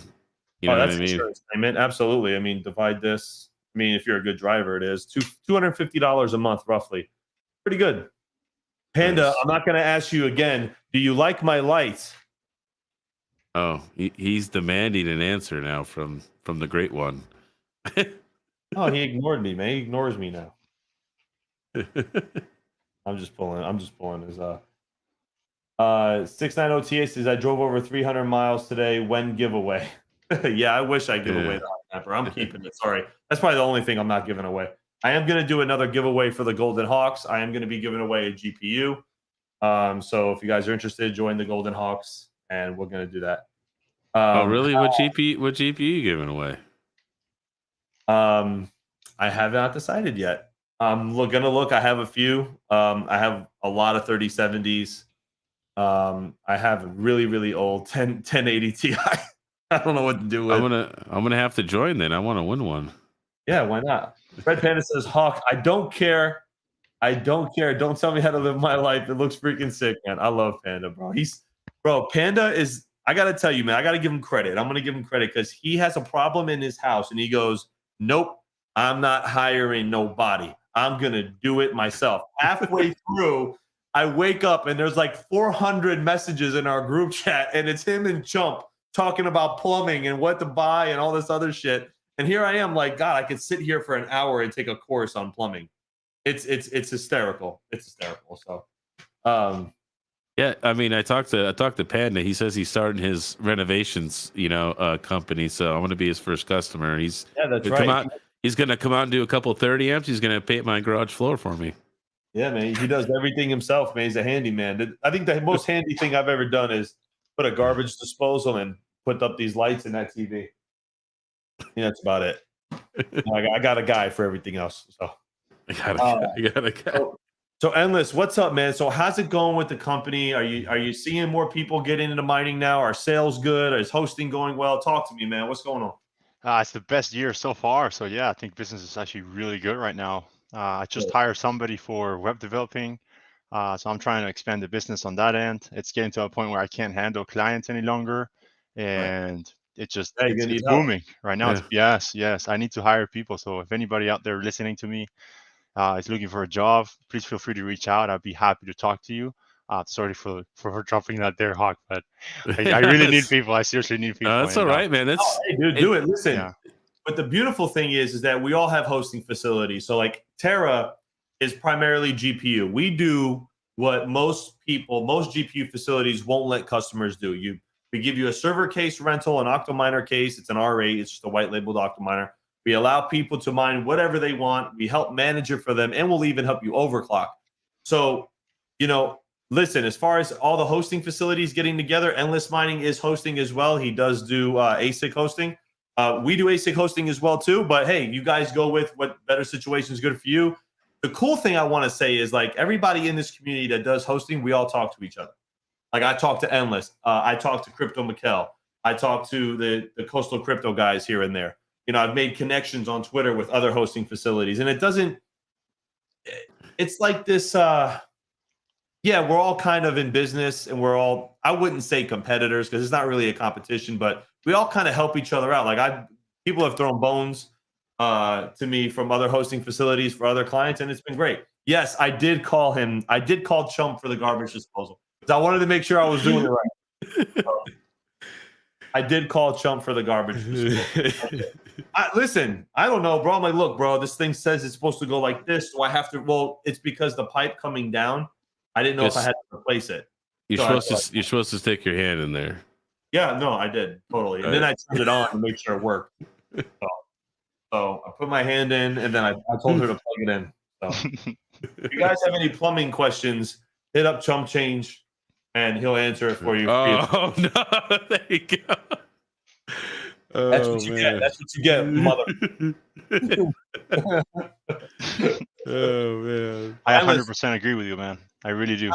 Are you seeing prices go down in ASICs? Are you seeing prices come up now? Like, give me an example. What's a 9050 L7 going for right now? Let me see, 9050 L7. I don't know. In general, what I've been seeing, prices have been dropping a lot recently. Right. L7s is a major example of that.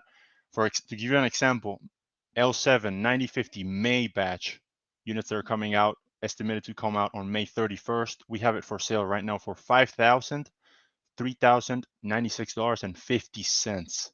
So $5,300 for a 9050? Isn't that crazy? Isn't that crazy? Just a couple of months ago, we were selling L7s for $10,000, $11,000. They were like $7,000, $8,000. I had a client in North Carolina who got 16 of these for that price. So I paid $8,800 for mine. That's crazy. So come on, like, we're not going to speculate, but we're going to speculate. That's got to be a tall tale sign that there's got to be a new miner coming out, right? I mean, come on, dude. To drop the price $3,000 in less than 2 months. I mean, bro, come on. That's insane. Yeah, on my end, I'm not getting anything from Bitmain or any of my suppliers, but it is odd that they dropped the price so much. Even with the in-stock units right now, 9,500, we have it for $7,452.50, which is also super low. These units were going for, I said, 10,000, 11,000 just a month ago. So honestly, prices have been dropping. Chump Change, real quick, Endless. Chump Change says he got a confirmation email today, August or September. It's coming, the L9. That's interesting. So, wow. Endless, have you heard anything about it? Have you heard rumors from the companies or any contacts in China about it? This is the first time I hear about it. This is something I'm going to be asking tonight for sure. Yeah. This is a really good question. China's on a holiday right now. They're on Labor weekend till the 3rd, but after that, definitely going to be asking about it because I think I'd still pick up some L7s though, man. Honestly, I like it. They're good machines. I think I'd pick up a few, man. If they really dropped in price, had some extra cash, I think I'm gonna hate this freaking ASIC I bought. I'm never buying one ever again. It's gonna be so I've done a calculation, right? Right now with the Doge bag and the Litecoin bag, I've made like 1.5x on the L7 if they go back to their all-time high numbers if I hold out. So It's not like, it's kind of like the difference in price was already made up because I've already mined more, right? Because obviously more of them are going to come online and we're going to get less Doge and less Litecoin. So I was getting more back then. Guys, please be careful of scams all over the internet.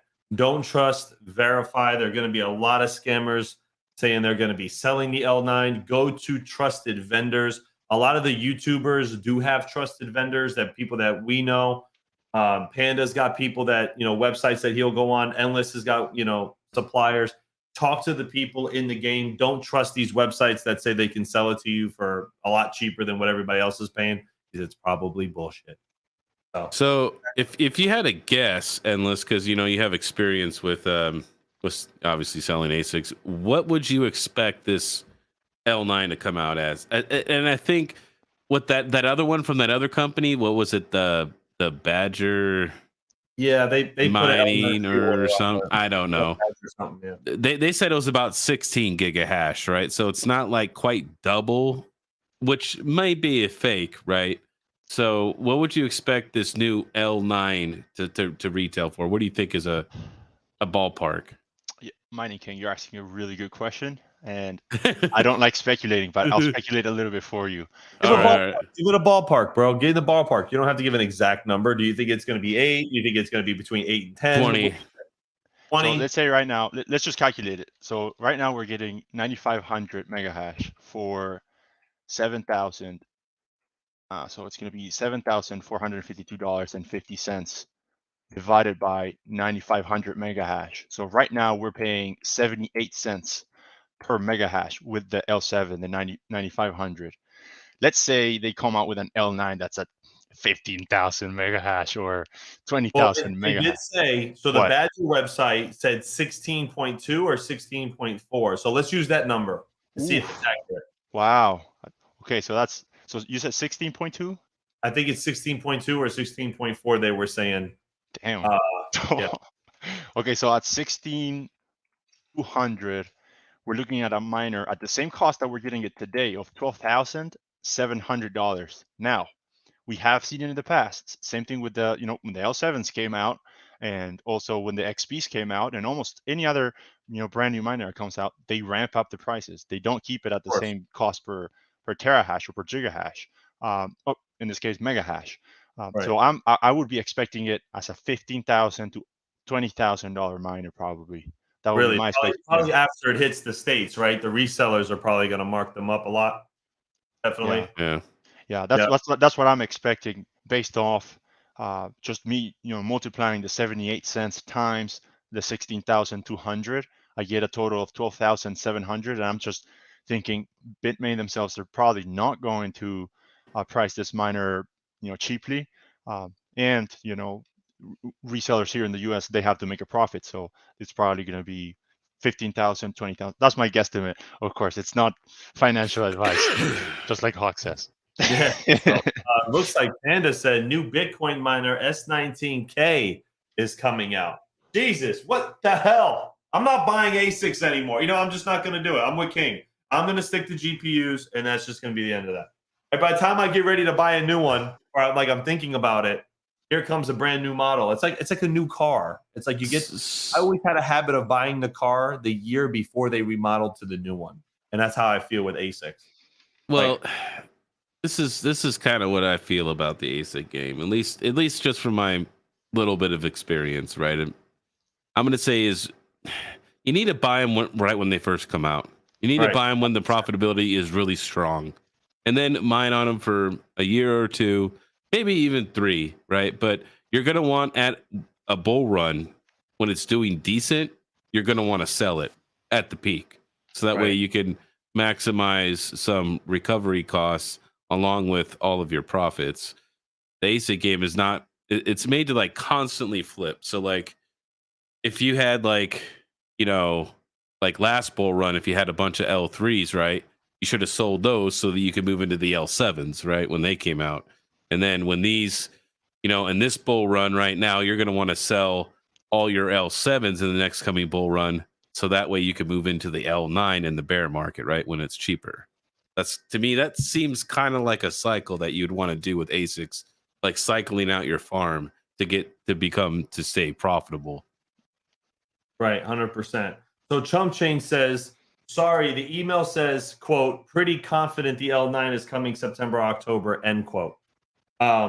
Hey man, believe it or not though, that's pretty much confirmation for me. It's probably coming this year. So are we going to see more of a dip in the L7 prices, Endless? What do you think? I didn't hear you. Can you say that again? Are we going to see more of a dip in the L7 prices, do you think? Especially if now rumors get out it's coming out later this year. Do you think it's going to even go down further? I mean, $5,000 for a 95. Dude, I paid $15,000 for my 9300 mega hash L7 2 years ago. That's crazy. That's crazy. That's what I paid. I got ripped off. Answer your Not actually question. ripped off. Yeah. The L7, the 9500 right now, at a 9 cent per kilowatt hour rate, approximately, you're making anywhere from $6,000 to $7,000 a year in profit after electrical costs. I I don't think we're going to drop more in price. I'll be surprised if we do.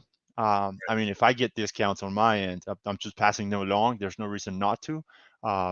But I personally don't think that we're going to be seeing more discounts. But it's possible. Who knows? I mean, I don't want to say no to that, you know. Because that profitability right there is going to change, right? Because as the L9s come on, right, there's going to be more hash rate, which means more difficulty, which means profitability will go down, but will come back up though. You know, during the bull run, you know what I mean. If Litecoin and Dogecoin obviously pop off, right, profitability will you'll make more profit, but you'll get less yield of your Doge and Litecoin because the L9's coming on. Yeah, for sure. I mean, at the end of the day, you know, like right now we're still in the bear market. The prices are very low of the coins, and if we look back at, you know, what it was before Bitcoin at $60,000, I don't want to speculate, but if we go there again, all the profits that you'll be making right now are potentially going to be doubled or tripled. So just with L7s, you know, like Doge right now, I haven't checked. I'm not a big fan of Doge or Litecoin. I haven't really, I don't really check it daily. But I know for sure with Bitcoin miners, for example, if we go back to $60,000, you know, and you didn't sell, you know, you keep the coins, the profits are really good. You know, the profits are definitely really good. Real quick, I believe it was Mass Boost who said, "Don't forget the Litecoin halving is coming in 6 months." So if I'm a supplier, right? Listen, they're nearly doubling the hash rate. Okay, they're 2 gigahash off, but they're nearly doubling the hash rate at a time, which is very convenient, if you ask me, that they're coming out with a brand new L9. Now it's rumored to be 16. Was it 16 gigahash? It could be higher. You know, the power could be. The power's got to be a lot more. I mean, this machine might be like the size of like the E9. Have you seen the E9s? Well, I mean, bro, like we had a customer drop one off. It's like this long. It's ridiculous. Like twice as long as the S19. Crazy. Well, so this is what I was gonna. I agree with Panda on this, that the Litecoin is about, I would say, 10 to 20% of the issue, because the majority of the profits for L7s and L9s isn't Litecoin. It's merge mining Doge is where it's at. You know what I mean? You make most of your money from the Doge. So, I think Litecoin is a sleeping giant. I personally think. Yeah. So, I mean, me personally, I am fronting all of my mining from my L7 and my S19 from Panda. So, but I plan on, I'm going to evaluate hash rate and difficulty, right, for the L7 during the bull run. So I may get rid of that this bull run, and then I'm sorry, Panda, but I'm going to get rid of the S19 during the bull run. It's an older machine. Listen, the L3s, everybody laughs at me for it. Mm-hmm. My 2 L3s, I get a decent amount of Doge. You know, I go to the mining Dutch pool and it mines whatever script algorithm is more profitable that day and converts it to Doge. And hey, I've been all right. You know, like it's cool. Like if you want to get into it, L3, if you get one that's in decent shape, is good. And the L7s will become the new L3s in the next 2-3 years. I guess I can't sell it. He says he'll buy it from me back. So, all right, I won't sell it then, Panda. We should all chip in and get an ice river is what we should do, because then if you look at it this way, we can all make back if we do 5 of us, we could all make back our profit in about a week. I mean, make back what we made.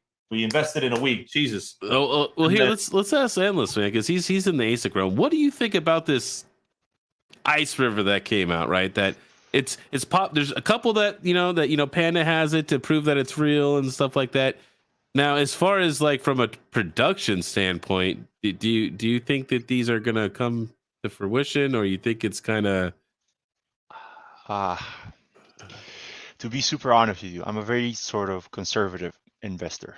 Okay. I don't put all my eggs in one basket. A lot of times I dollar cost average. So that's the kind of mindset I'm coming from. Ice River has way too many red flags for me personally. I've spoken to some clients that are very well versed in this industry, and they know a lot about this. And from what they told me, there's so many red flags with it. I'm not speaking about the company. I don't know anything. Don't take my advice for this. It's just what I've heard. And even with the other Caspa miners that were coming out, I didn't sell them. I didn't sell a single one of them. I had a bunch of Okay. clients reach out to me. I was gonna say. I know Costa was selling them, but personally, I was like, you know what? There was a lot of money to be made with this. A lot of times with new projects, there's a lot of money to be made. The margins are good, the profits are good, everybody's liking them, everybody's jumping on them. But I personally, I take a stance back and I ask myself, okay, what happens if the day of tomorrow this 1-month-old company rug pulls everybody out? And I personally don't invest in it. I personally don't. One thing I can lay to bed in case anybody hasn't seen it, which is probably going to be everybody in this chat's probably seen it, is there was some accusations about the Ice River being a cloud miner. Now I think Panda pretty much debunked that 100%. But Panda, correct me if I'm wrong, but it's not a cloud miner. I did see your video and you talked about it. Because there was a lot of talk about that. Huh? What the Ice River? No, it's not a cloud miner. I've seen the traffic print out. It's not a cloud miner. Yeah, right. You did see the traffic, and I know he posted it. But there was talk about it, so there is a lot of FUD too regarding some of these new units. Well, but listen, Ice River could be completely legit, man. They could be completely legit. It should be a new Asic company coming out. They're dropping with a new point. I mean, okay, so what if this is, I can't remember if it was you or somebody else I was talking to. What if Ice River, I can't even talk right now. Ice River is like a sub company of Bitmain. Is that possible? I think if and listen, I'm going to answer this, and I want you to answer what you think about it. I think that there would have been tall tale signs in the design of the Ice River when Panda had it. Because think about it. If you look at it from a cost perspective and a manufacturing perspective, you're not going to want to change the fans or the outer skin of the machine too much, right? You're going to want to keep that because you probably got a mass supply of it. You probably already got, God only knows how many cases of just empty miners that need to be filled with chips, right? So if it was a subsidiary of Bitmain, I think there would have been tall tale signs in the quality of the unit if it looked just like an S19 or an L7. I think that would give it away because it does. It has its own look to it. Well, no, what it reminds me of is like the Z15, right? That mines Zcash. It's similar to that because but you're right. It's not like other Bitmain products that you're used to seeing, like the S19s and the L7s, but they do have other miners, and I'm just looking at Panda's picture right here, and it kind of looks like a little bit of a Z15, a little bit. So real quick, King, I want to highlight what Panda said here. He goes, more info I got. Ice River is using the same miner tool as the iPolos. Thanks to Steven Cicero for that one. That's interesting. What if it's a subsidiary of iPolo? Okay. Right? Maybe. Endless, what do you think, bro? I mean, it could be coming from anybody. It's just speculating by now. I mean, I honestly don't know. I haven't heard anything about it, but I do want to mention something. That Ice River miner, I'm just looking at the hash rate, and please correct me if I'm wrong because I haven't really looked into this, but the total network hash rate for Caspa is 1.1 petahashes. I'm looking at the miner, it's 2 terahash miner. If we divide 1 petahash is about 1,000 terahashes. So if we divide 1,000 let's just say 1,000 terahash divided by, or actually the other way around, sorry. 1 petahash divided by 2 terahash. Go ahead.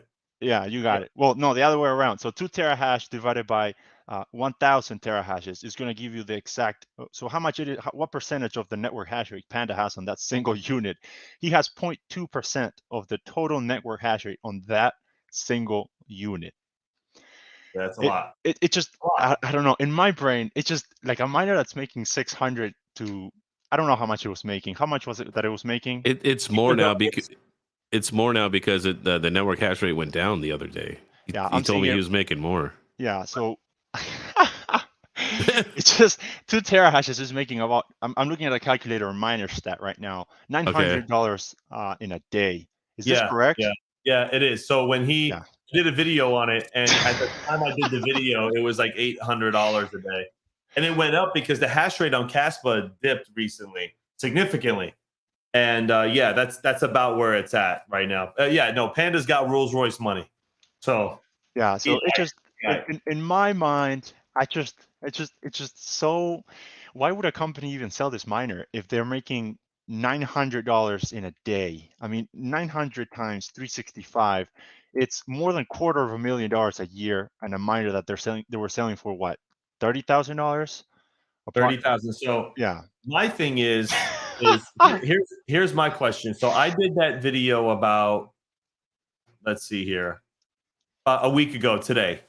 And that's what he was making. And at that time, it was 61% of Caspa had been mined, all of Caspa in its entirety. I wonder what the percentage is now. How do we find that out? Because I can't remember how to find it out. Well, so I have a question for Endless though, because this I like it. I like this because like if you want to look that up, but it's in typical like ASIC production runs. Do you know like how much that they would generally produce in a batch? Like 500 units, 250 units, 1,000 units. Like how many units are we talking? This is a great question, Mining King. This is a really good question. I don't know with Bitmain. I don't know exactly with Bitmain, but I have direct contact with Avalon. I have direct contact. I believe he is the head of sales of Avalon, and I don't know if I should be saying this. Wait. I don't think there's an issue, but they at a moment he told me that they've had not up to hundreds of thousands, but tens of thousands of miners sitting on their warehouses. So I don't know if that gives you any answers, but that's as far as I know of how many miners they've had sitting at once. Are you referring to Ice River or just miners in general? No. This is Avalon. Avalon. Yeah, that's one I just Avalon miners. And this is kind of my thing too. Is I have a few buddies who are in like products and stuff like that, and it's not just a couple units. It's usually thousands, if not tens of thousands of units that are produced. Because that's the only way it makes sense to make something. You know what I mean, and make it so you can have a margin on it. Yeah, and from what I've heard, touching on what you're saying on the margins, I don't think their margins are that high. I honestly don't think that their margins are extremely high. Yeah, just comparing it to another business who comes out with their own product, I don't think they're massive. I think they're running fairly tight on their margins. And I'm not trying to talk nice about Bitmain or anything, pros and cons for everything, but because I can speculate and I can say, of course, that they have hundreds of thousands of miners sitting on their warehouses. And sorry, I didn't mean to deviate right there. But yeah, just to answer your question, I would say tens of thousands of miners, possibly hundreds of thousands, but only they know. I don't think that's not information that I haven't communicated. So I mean, it wouldn't be unreasonable though for like, let's say this new company Ice River to do like, let's say a 500 unit run, right? That wouldn't be unreasonable, right? Well, if they do a 500 unit run, it's going to double the network hash rate. Right, it's at 1 petahash. It's another petahash. Yeah, that's a whole entire petahash. And to what we were saying earlier, Mining King, why would a company be incentivized to sell a miner that's making, $300,000 in a year for $30,000? See, to me, How does that make sense? yeah. So that's what I'm saying is, as far as how much it makes and what it costs, right? I'm thinking just like you did. I'm putting on the hat here, right? You're sitting back here. To me, it's like they're trying to get enough customers to get a big order, right, from everybody, and it's going to be probably, I'm going to guess, probably a few $1,000,000, and then they're gonna pull out, right? They gave up their prototype to show that it's real, and then they don't have plans of producing, because what are you going to produce, 1,000 of these, and then like. Well, here's what so Detroit Irish says I was order 1450. So assuming that was 1,450 unit sold. But here's my thing. Now, when it comes to designing these chips, right? Now, see, it's kind of hard because did they buy these chips already used, or did they just reprogram these ASIC chips and get them to work? I don't know how that works, but in a general way, I know that when it comes to designing an ASIC chip, okay, and just specifically to mine that one algorithm, that costs a lot of money, like millions or $1 million or more to design the chip itself. Then production of each chip is like $5. So in China. So I know that much as far as it comes from a chip design aspect. Now, I don't know if maybe, they were using different things. I mean, it's hard to say what they spent on, it's hard to say what they spent on, to design the machine. But if we were to use a traditional, margin capacity for certain units, so let's just say they're making probably 40 to 45% margin. They could have invested. It's likely possible they could have invested in their own company $7, $8, $9, $10,000 per machine, and then they sell it for 30. It could be that much. It may not be at scale. It wouldn't be that much, but you know what I mean? Okay, so Carl Coates says it takes 20 million to mass produce an ASIC.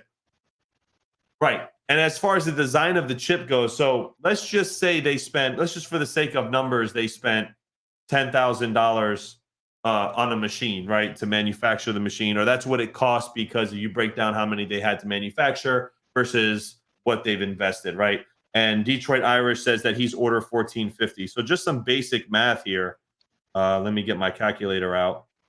If you do, let's just do 10,000, I'm bad at math, times 1,500. I mean, you're at $15 million. That's almost aligned with what Carl is saying, right? So you need to sell it for 30 grand, 25, 30 grand to even see any money, right? Because you got to get that money back. You got an upfront cost from investors and all that other stuff. So it could be. And that's just when Detroit Irish order. God only knows how many pre-orders they have now. They're probably over 2,000 now. So, I mean, my concern is for the network of Caspa is at the time Panda got his, there was 61% of all Caspa has been mined.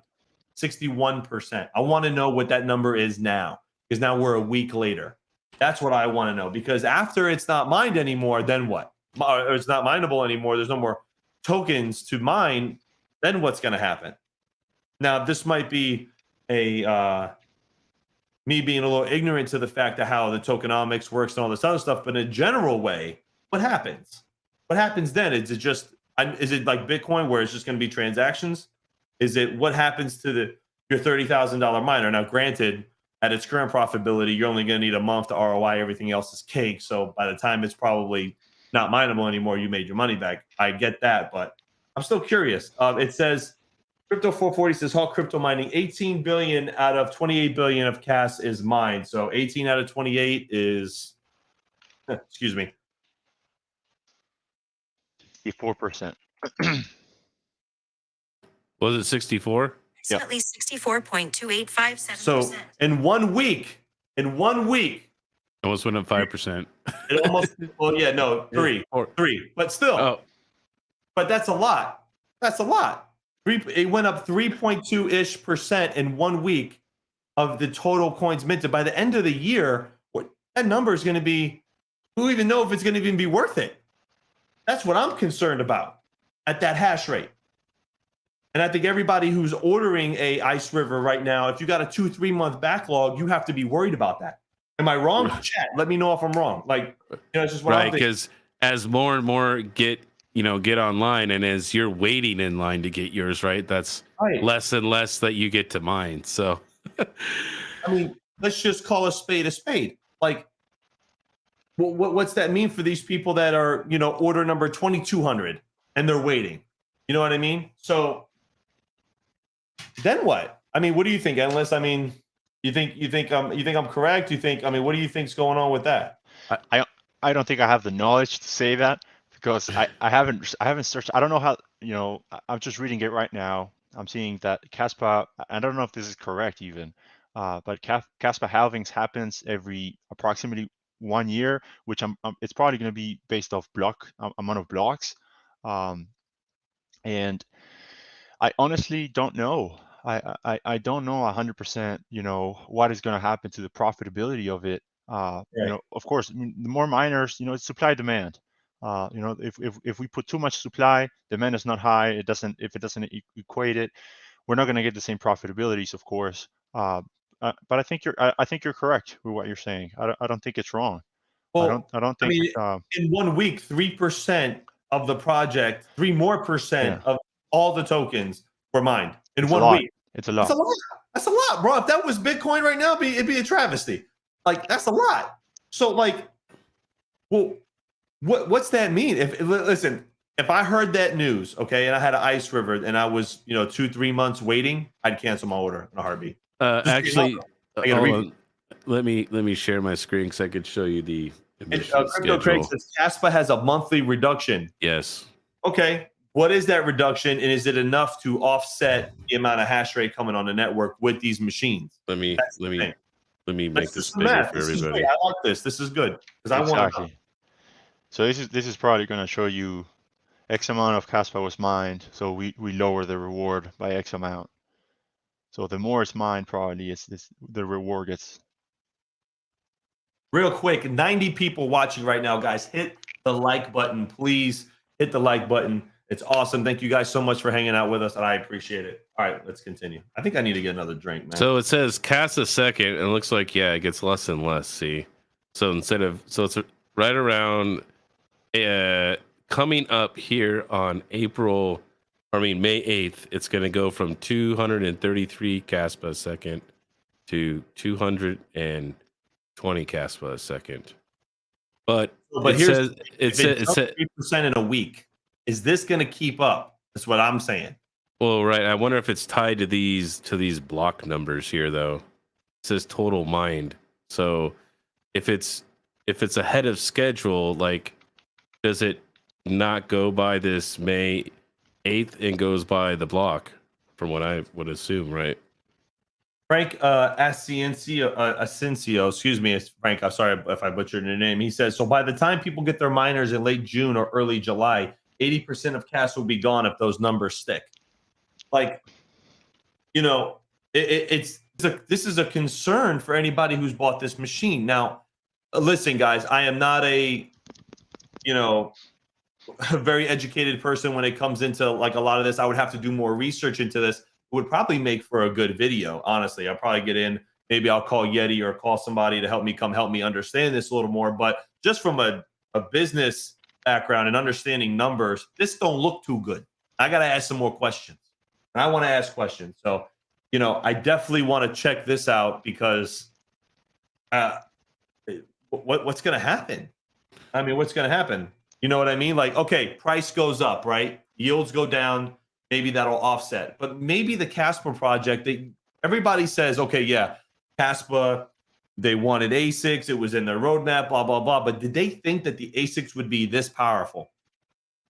Because there was talks in their Discord about an algo change. I don't know how true that is as far as will it ever happen or anything else. But did they really think that somebody was going to drop a 2 terahash unit on their network where one person can control, 2 people or 2 units can basically get, 0.5% of the entire network. You have thousands of machines. That's going to add up, man. That could be, 20, 30% of the entire network. Like, mining. So it's just going to be interesting to see what happens. That's changed this whole crypto mining. Don't worry about Caspa. Just worry about when you sell your bag of Caspa. Let me tell you something, man. My bag of Caspa is going to be this big compared to everybody else's with these machines. So I put up this too. This is their block explorer. So circulating supply right now is 18,290,000. Is that right? 18, or is that 18 billion? That's 18 billion, right? Yeah, hundreds, thousands, 18 billion. So Retro Mike, real quick, King said, difficulty will adjust to keep it in check. Pool op wanted the algo change. It ain't happening. Okay, cool. Ted says all crypto mining Caspa as it is has a 15-year mining timetable. Okay, so listen, I just wanted to bring up the discussion because maybe I'm wrong, but I just see it jump 3% in a week, and I'm getting kind of nervous. You know what I mean? That's a lot. You know what I mean? Since these machines went on. So, what is this? 4/7/2037. But if this schedule is accelerated, or excuse me, the question is, will this schedule get accelerated? That's my question. You know what I mean? Based on the number of mined that they're at so far, they should have already hit this mark right here at the May 8th already. Should be at 220 Caspa a second, because this is 18,197,000,000, and you're at 18,293,000,000. And that's 5 days before this. I guess maybe this is a projected date. So, I mean, it's just so they're already ahead of schedule. So if I'm from the outside looking in, I'm going, okay, this don't look too good. It don't look too good. And if I'm Ice River, this is the last thing I want the crypto community to talk about. Just from a business perspective, because then they're going to go, wait a second. Now people are afraid to buy machines. Listen, guys, we're never going to bullshit you. We're always going to put stuff out here because we're concerned too. You know, and this is just something I thought about. I mean, I don't know if you guys, Retro Mike, if you want to come on the channel, man, and talk about it, let me know, bro. That's the StreamYard links above. How long we been going for? Oh, over 2 hours. Over 2 hours there, Hawk. Yeah. Hey, but listen, these good topics, man. Time flies, man. You know what? I'm going to make a video on this. I'm going to make a video. I'm going to get somebody with a bigger brain than me, and I'm going to make a video on this. We're going to collab on it. And Endless, we're going to do another video together. I got an idea. Do it. So Crypto Craig says they don't care. Those pre-orders are done. Ha ha ha. They got that money. Yep, they did. Financial Failure says I'll keep my order as in a piece of mining history. I guess that goes in line with your name, bro. I'm just kidding, man. This is pretty funny. I think what we need right now is somebody who's professional enough or has read enough about Caspa and their project, and they can drop some knowledge on this, because it would be very nice to know what would happen if we're potentially, 500, 1,000 miners, come on the network tomorrow. How fast they think they would, the profitabilities would drop, and just drop a little bit of knowledge on it, because I'm personally not a professional on this, so I don't want to be talking too much about it.